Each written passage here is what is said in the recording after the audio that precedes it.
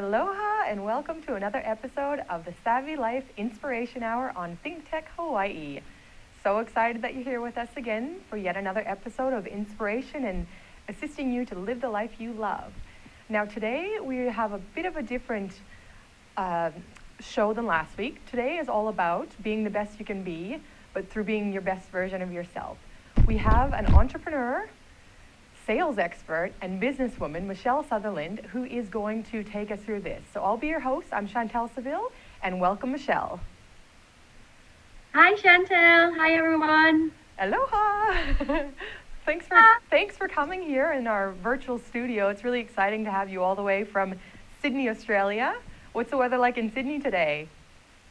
It is raining. Can you believe it? No way. Your accent doesn't sound Australian, so maybe you want to tell everyone where you're from. Yeah, so originally I'm from a small town in Paisley, just outside Glasgow in Scotland. Just outside Glasgow in Scotland. So the reason we have Michelle on today is she is just creating her life by design. She goes for what she wants and she really makes her life exactly as she chooses. So from what I understand, you started off in Scotland with the corporate position that you were meant to. Can you tell me how you went through school and ended up with that position? Yeah, so basically I was brought up very traditionally. I spent a lot of time with my grandparents, and what I was taught was basically, go to school, go to uni, get that, education, and get that graduate job in the big corporate company. So that's exactly what I did. And what I did from Scotland is when I finished my education, I actually was fortunate enough to get a graduate position within Hewlett Packard in London. So I basically moved to London, and I started off in my career in 2007 and absolutely loved it, and basically, did everything in HP from, change management, employee engagement, leadership, all of the great things that HP has to offer. That's basically how it started. So you started in London, and then that took you to Australia. How? So basically, I visited Sydney, Australia when I was 15 years old, and I was here visiting my aunt, and I just stood at Sydney Harbour Bridge and thought, wow, this is the place for me. Like, I just knew, when you get somewhere and you're like, this is it, this is where I need to live.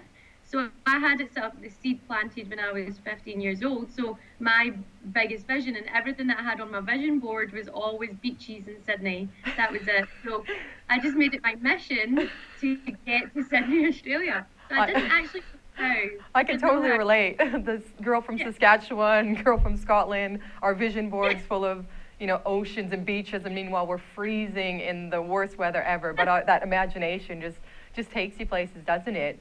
So you did find your way to Sydney. Was it Sydney or Melbourne that you started with? So I went to Melbourne first. So the thinking was if I just applied for loads and loads of jobs in HP internally, I would finally get a transfer. So I actually applied for 46 jobs internally.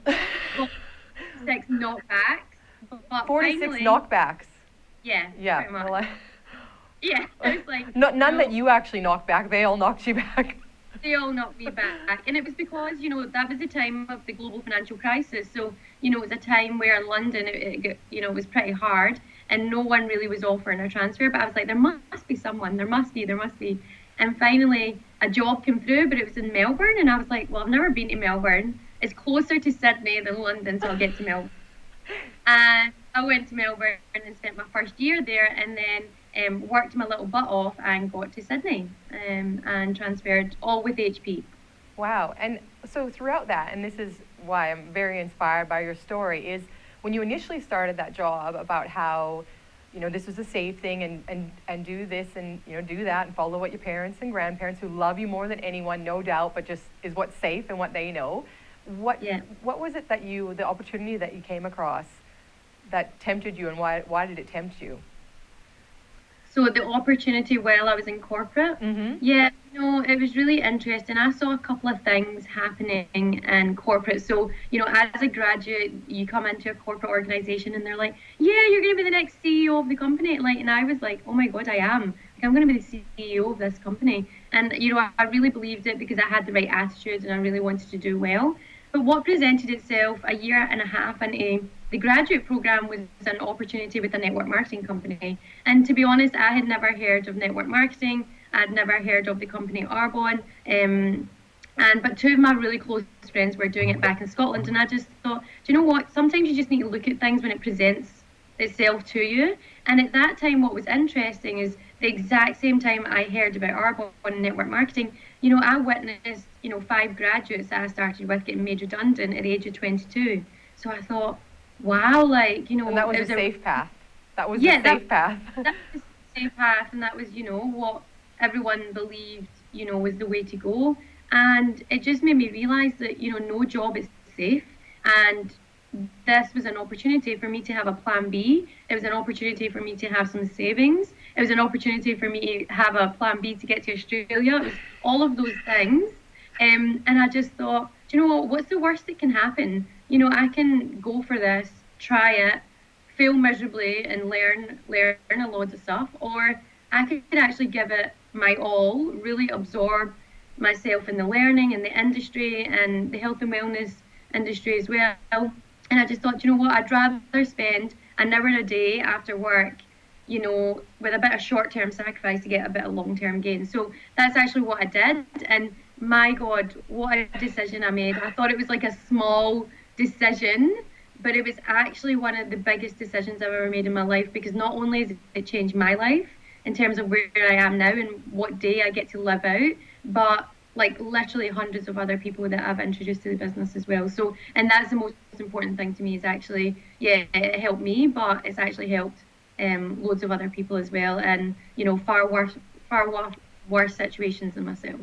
And the thing with it is that there's always and I mean, I've never been really quite interested in it. Now I am. I actually have my own little network marketing business, but I never, it was one of those things, there's such a stigma about it, but realistically, you overtook your corporate job in earnings to be able to go and just do that for a few hours a week before you've started what you're doing now, which we'll talk about later.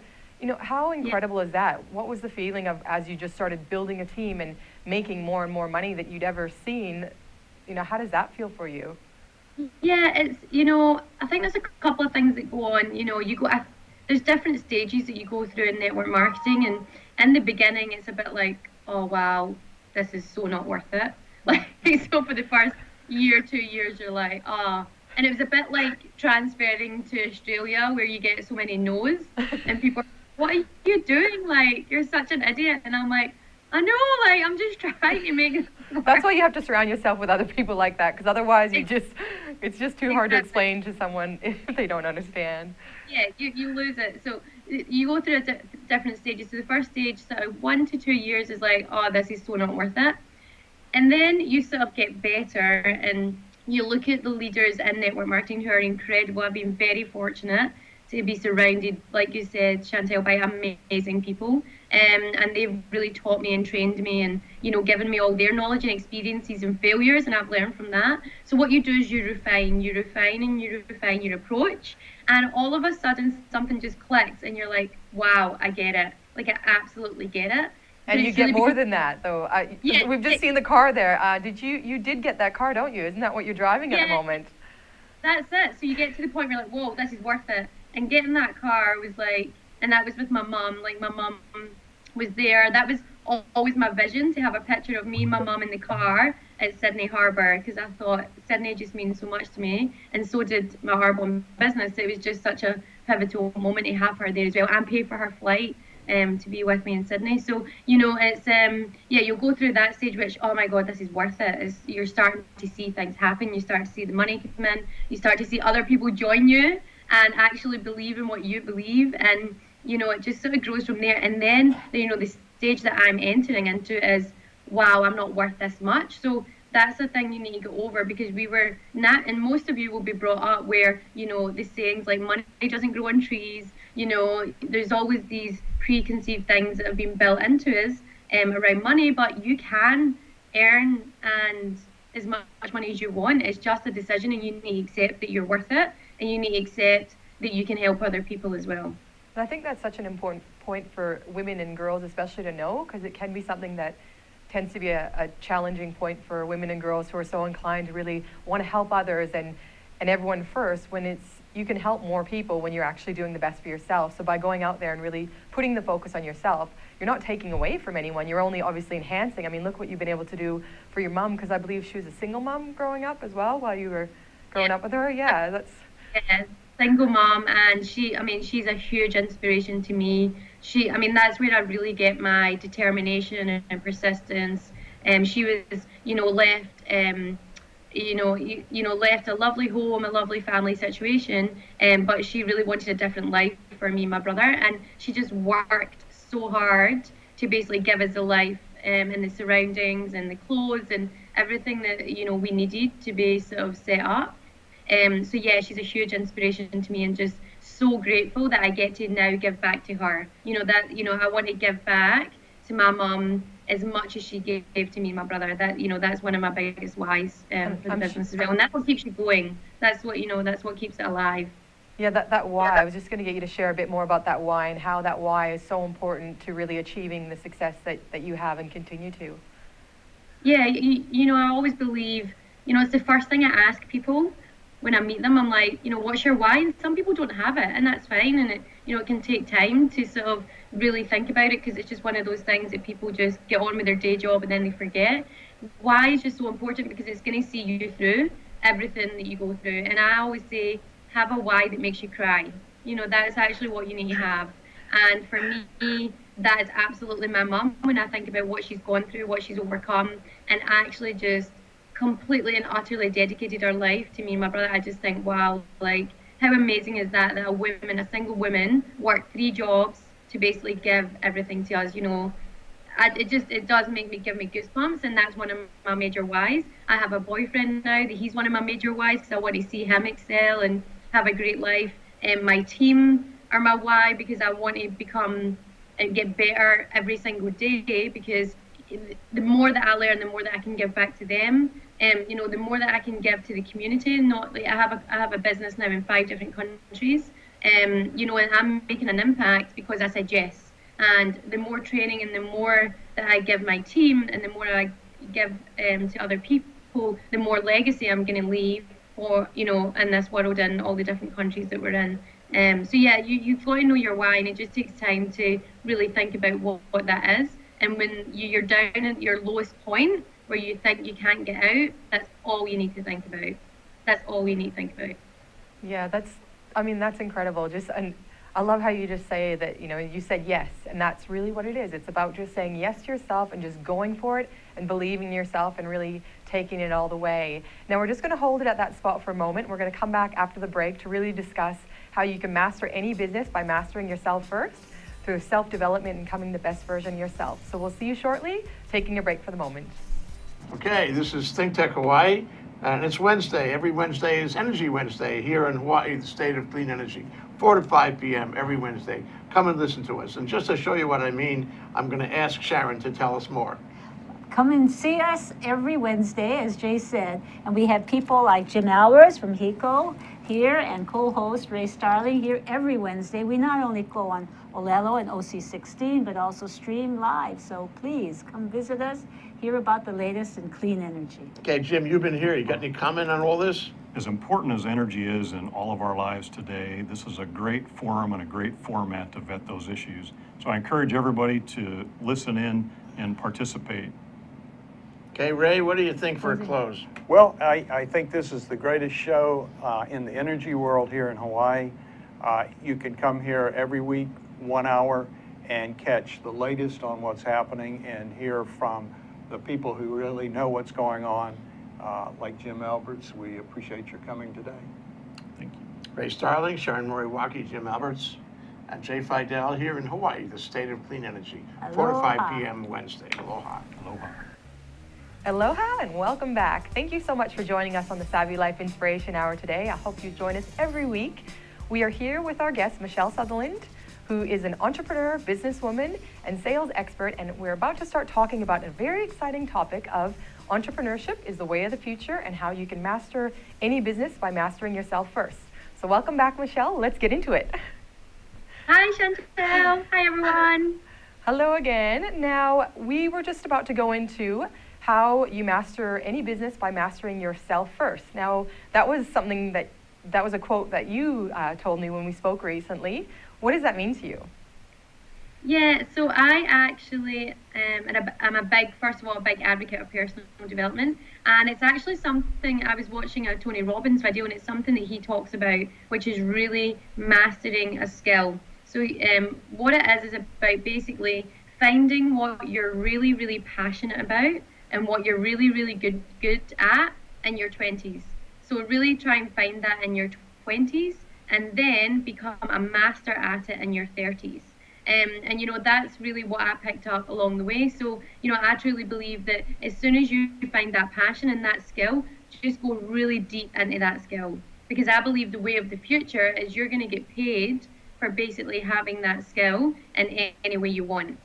And this is great because my intention is to start getting a lot of younger viewers, especially younger girls, to really start following it from younger than your 20s. I mean, Yes. I know that you've had something to do with Club Kidpreneur, where kids are entrepreneurs, so it doesn't matter how Yeah. old you are to really start finding that essence within you and really developing that. So for those, I mean, your advice for it, for those who aren't sure about their skill, do you have any advice on that? So if you're not sure about your skill, I mean, the best thing to do, I mentioned it before, but say yes.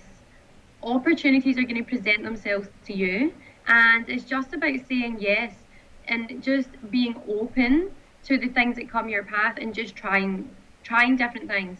So, you know, I always, you know, when I think about back to my corporate days when I was in HP, you know, I started off as a technical consultant, but I was like, oh, I don't know if I can do this. But I literally just did every single role there was to do in that company before I actually found I was passionate about people and change management, like in employees and, you know, helping people. That's actually how I found that passion. So, you know, you want to just make sure that you say yes to everything, try lots of different things, and just keep going until all of a sudden you're going to find something, you're going to go, wow, that's exactly what I want to do.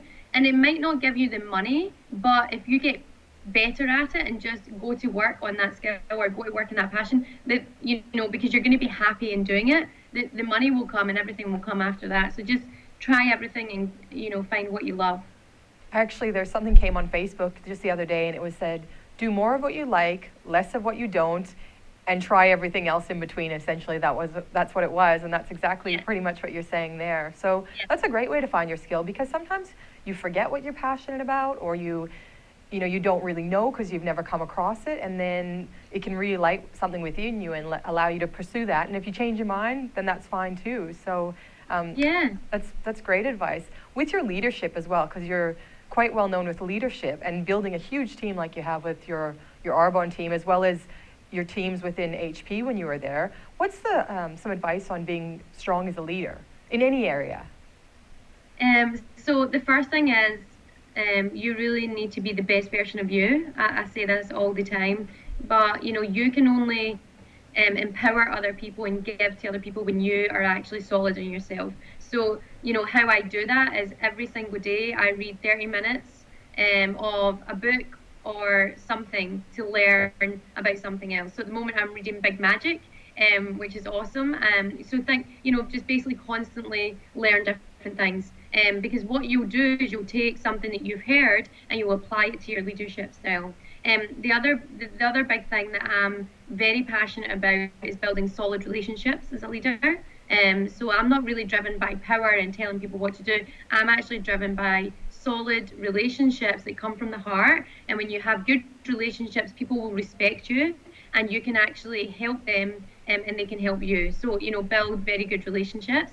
And the other thing is just to really ask more questions, of other people and other people in your team and other people that you come across, because the more you ask questions, the more that you're curious, the more that you're going to learn from them, and the more that you can guide them. So, you know, when I have anyone join my Arbonne business or anyone join my team in my business now, I actually ask them, like, the first thing I ask is, what's your why? Like, what do you want from life? That's the first thing I ask.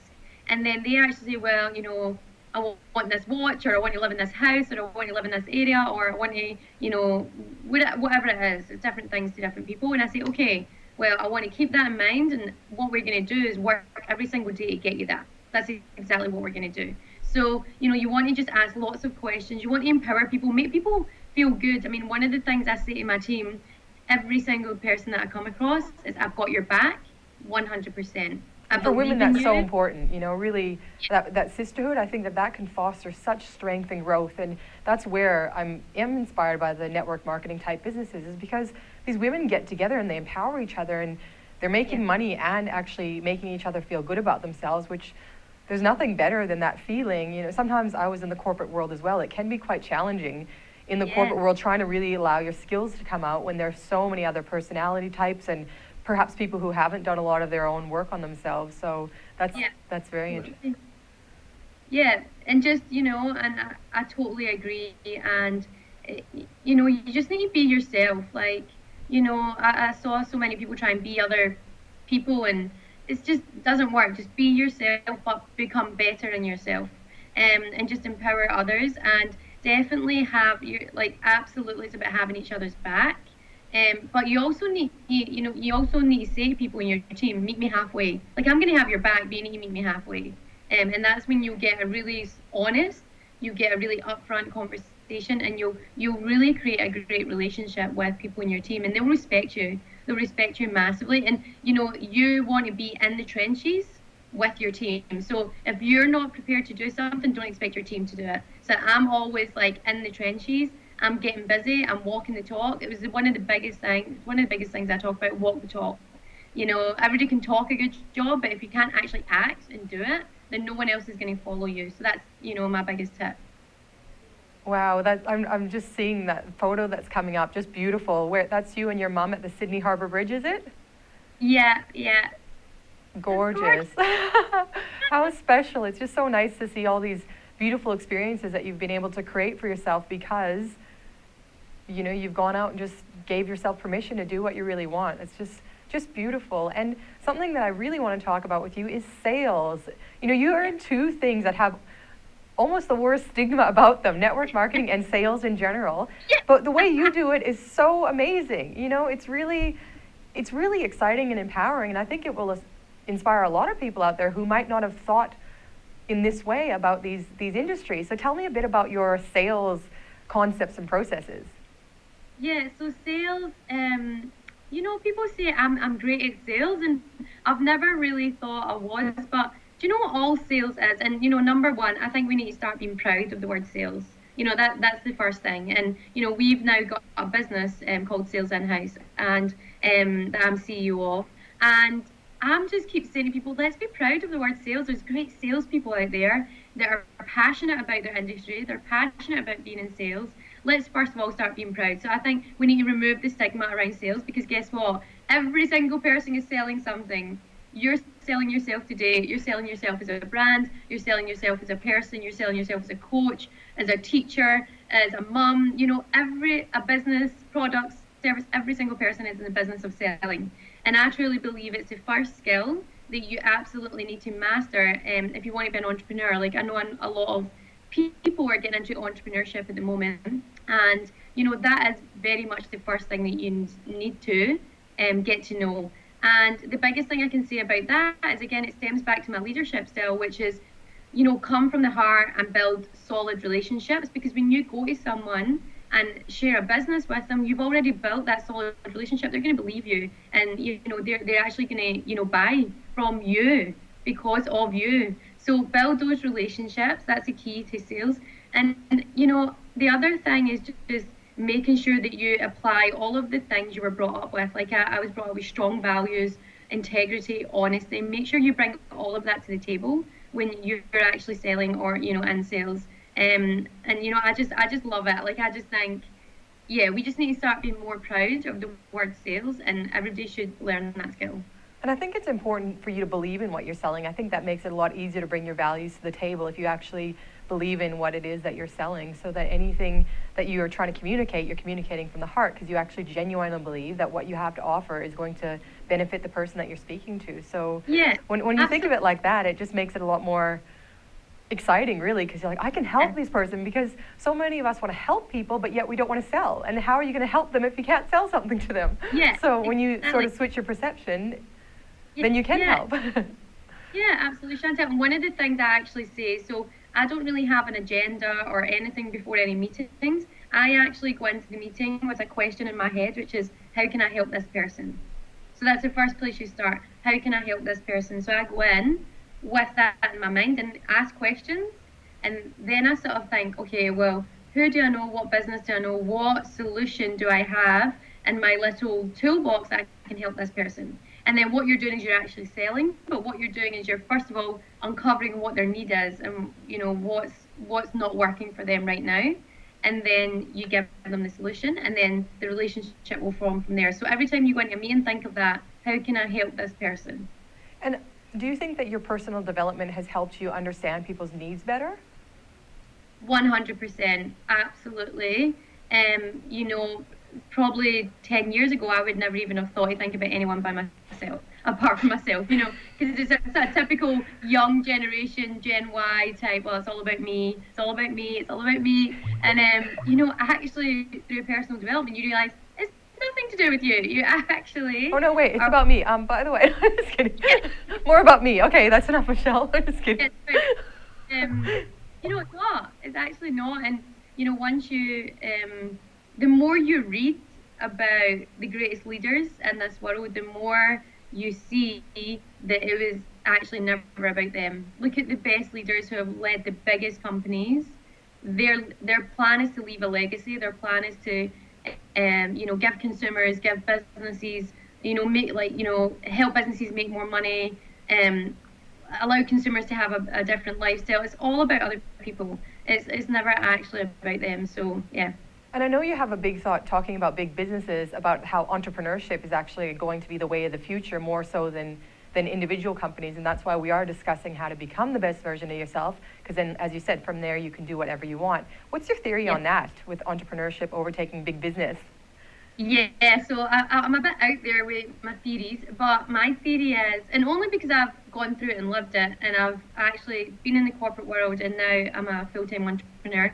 I truly believe the large corporate structures and how these big companies are going to disappear, mainly because they're not agile enough or quick enough, or it's almost trying to move a big ship. It's really hard to move, and because consumers and people and businesses are moving much quicker, and we expect things much quicker, these big companies just can't move as quickly. And whereas startups and smaller companies actually can speak to the customer quicker, they can get the feedback quicker, and they can actually make things happen a lot quicker. So I actually believe that we talked about getting a skill. When you get that skill, you're actually going to be working in that skill where you want, when you want. So the business that we have now called Sales In-House, we're actually going to be the largest sales organization in 2020, but we don't employ any salespeople. They're all freelance.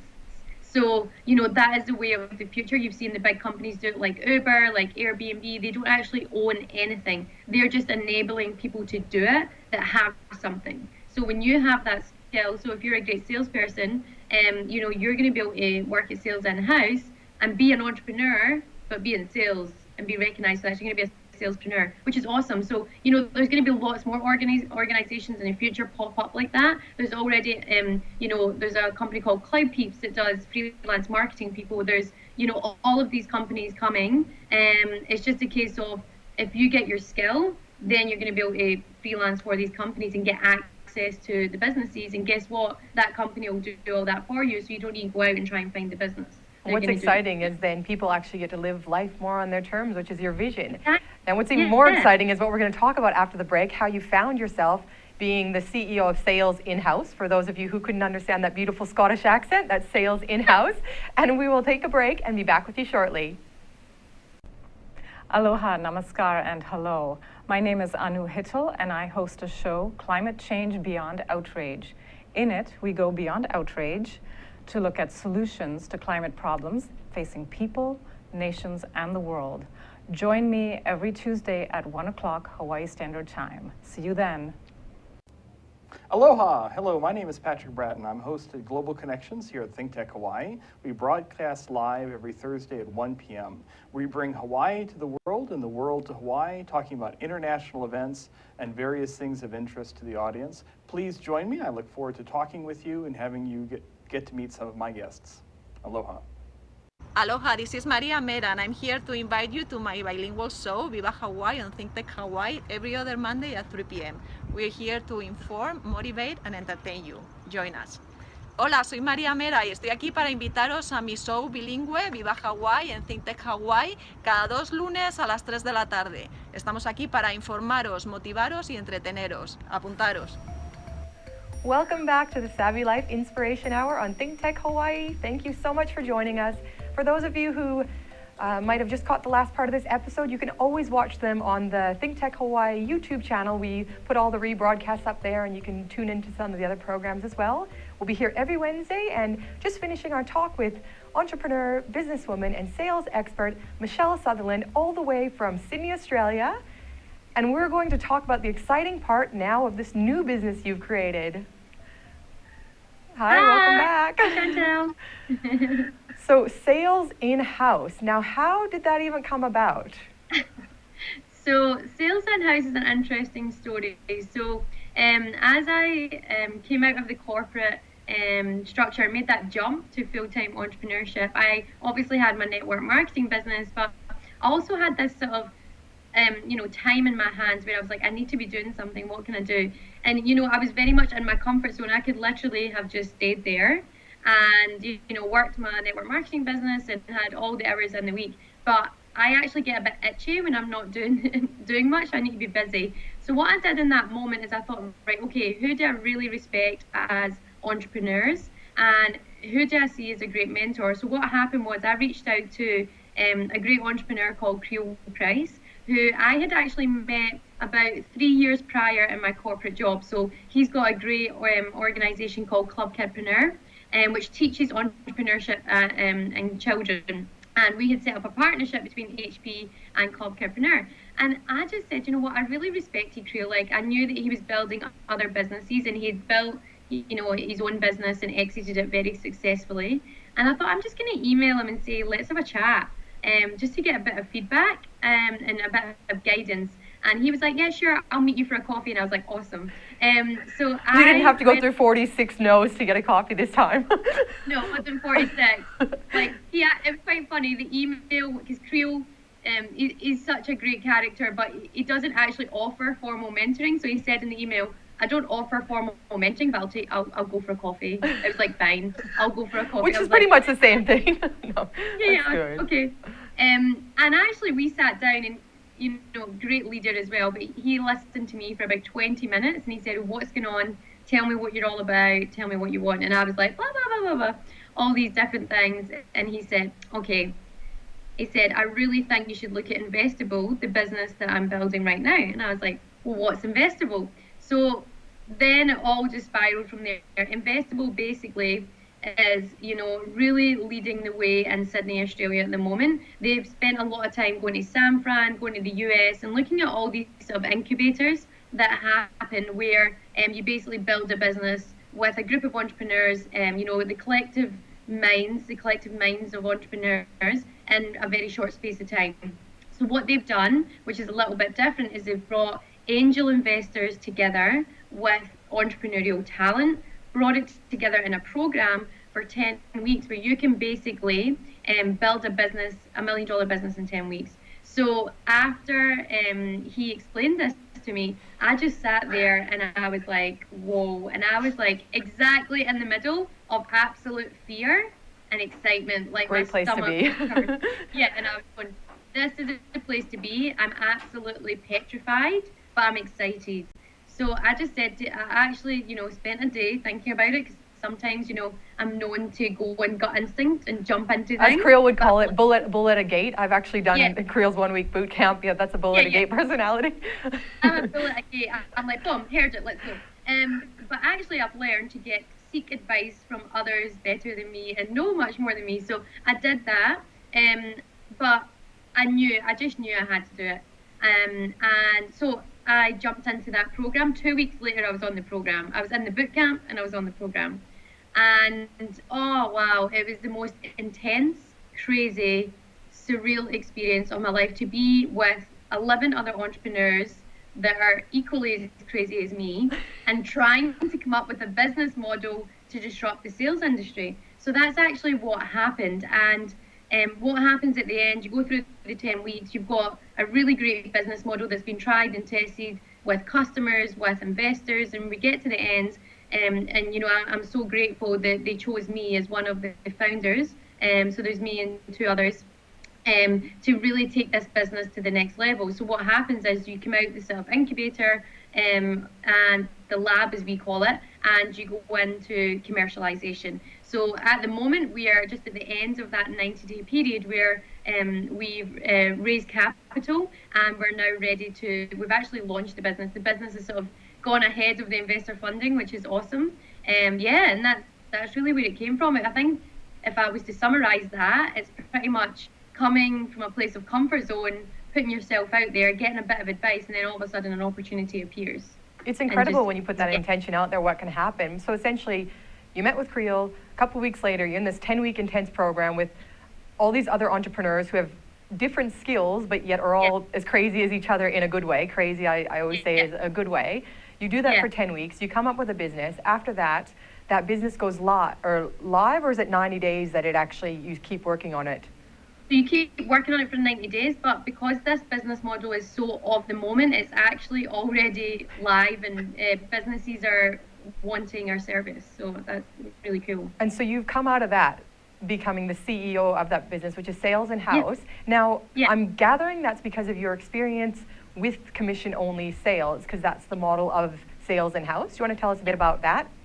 Yeah, so really what I've learned in network marketing is obviously that's a commission only model, and a lot of people are like, well, how would that work? But it really does work because you're only paid on your performance, which I think is really fair. You think about anything, why would you get paid for something that you're not good at? It's you just get really good at that skill and you get paid for it. And it is based on performance. So that's exactly the same model that we're bringing into sales in-house, where we have freelance salespeople who and they sell small to medium businesses products and services, but they only pay commission. And that's great for businesses because they don't want to be forking out huge amounts of money for not getting any results. So we are all about performance. So once what we invest in the salespreneur, so we invest in their training and their personal development. Again, go back to network marketing. That's the biggest thing. That's why I'm so successful, is because I did personal development, and then other people in my team worked on themselves as well. That's where the results come. So we'll invest in salespreneurs. They'll basically sell the products and services of our businesses, and then the businesses only pay us on commission and performance, and then we reward the salespreneurs. That's salespreneurs, I love it. Who came up with that? Salespreneur, that's amazing. Well, I think it's the entrepreneur things about you've got solopreneurs, you've got they're coming up with all the puppypreneurs, all the dogs, all those dogs that have Instagram. Are they puppypreneurs or what are they called? Puppypreneurs. Listen, everyone's doing it, and I just thought no one is coining the term salespreneur because everyone's scared of sales. So I'm like, we're taking it and owning it. So yeah, that's where it really came from. Is everyone? It's just a very on-trend term and what people are looking at. But what a great business to involve yourself in. And I know that you said even your interviews or videos. I mean, I hate resumes. Not that I've ever needed one in years. I usually get things based on my ability to talk and be so persistent that people can't say no. But a video, I mean, I can much easier do a video interview than a written one. Yeah, exactly. So straight away, we want to know what you're like in camera, if you can actually, do a 60-second pitch of yourself. So we're very quickly going to ascertain, do you know yourself? That was a 60-second pitch, not a sexy second pitch. The And it's always the same. Everybody's Someone thinks that it's a sexy second pitch, like, hi. You No, know, it's 60-second pitch. Yeah, I get that all the time. Apologies for my accent. I love it. No, it's great. exciting. You know, it keeps it exciting. No, I mean, that is all so exciting. And the great thing for that, and for, you know, people who might not have even realized, oh my gosh, that is my skill. I do want to work on personal development. I do want to learn how to sell because that's going to improve all areas of my life. To be able to go to your organization and, you know, really foster that talent and then be able to make great money doing it, that's a pretty exciting opportunity, especially for young people finishing high school that, you know, I really have a strong belief that there's so many unengaged young people because they don't know what's out there for them. So to know that they don't have to do a resume, they can apply with an online video and things like that, it just really opens your mind to what can be done or what they could create. So that's really exciting. Yeah, absolutely. We Good can't on wait. you. Yeah, that's one of the people the types of, you know, people that we want in the organization because, you know, I think that generation that are coming out of school and uni, you know, absolutely want to be entrepreneurs. They want the lifestyle by design. That's their generation. So, you know, come to us and learn like how to do that core skill of selling, but also be an entrepreneur at the same time. It's, you know, it's genius. Yeah, because sometimes if people don't know what they want to do, that can be mistaken as laziness. But if they get inspired and they really get the right coaching, the right mentors, and the right leadership around them, and the right team, I mean, you can really transform someone from someone who is lazy to someone who is just your next star. Now, before we finish today, what are you doing today? You told me before what you're doing, and that sounds so exciting. I wish I could be in Sydney to go. Yeah, so today in Sydney, we have actually, we're going to an angel pitch event. So it's something that's becoming, you know, very big here in Sydney, and it's sort of the same trend that's happening in San Fran in the US, but it's really where, you know, I think we've got about 80 people pitching to Australia's top angel investors. So there's about 30 angel investors going to be at this event, so that's where we're going today. And that's with Investable. So after you finish that, now you have your own business. You basically sort of work within Investable, so get some other cool opportunities that they get to do. Is that how that all works? Yeah, you get some little perks? Yeah, exactly. So I mean, that's the advantage of Investable is that you've got the beauty of building your own business, but the support of Investable. So yeah, they're running that event today. So we're going along to Angel Pitch to get access to amazing angel investors, and then after that, we're back to sales in-house, and then after that, I'm back to tonight my Arbonne. So it's quite busy. And so when do you find time for your friends sleeping and your boyfriend in between all that? Or have you worked out how to, and the gym, I know that you like that as well. You just balance it all out, don't you? Yeah, you have to. And, you know, if you look at my calendar, it's color-coded. You know, the first thing I put in there is the gym because that's where I get my energy. Mm-hmm. So it's like I have to put in the gym, and then I plug in Arbonne, then I plug in sales in-house. And actually, even before all that, I plug in downtime and time with my boyfriend and friends. Which is a long way from that picture we've just put up there of you, which was your bye-bye HP. You know, that's your life's a lot different now, isn't it? Yeah, exactly. Yeah, that was a moment. Thank you so much for joining us today, Michelle. It's been absolutely amazing. I think we've all learned a lot from you, including myself. And you know, now I'm loving sales and network marketing, which are two things that I used to be like, oh, I don't know about that. So thank you so much for sharing your knowledge. Send love to all those in Australia, especially those at Investable, and anyone who's looking to find Michelle. I'm sure her website's popped up a couple times there, so be sure to check that out. Tune in again next week for the Savvy Life Inspiration Hour at 11 a.m. Honolulu time, and we'll look forward to seeing you then. I'm Chantelle Seville. Until then, have a great week.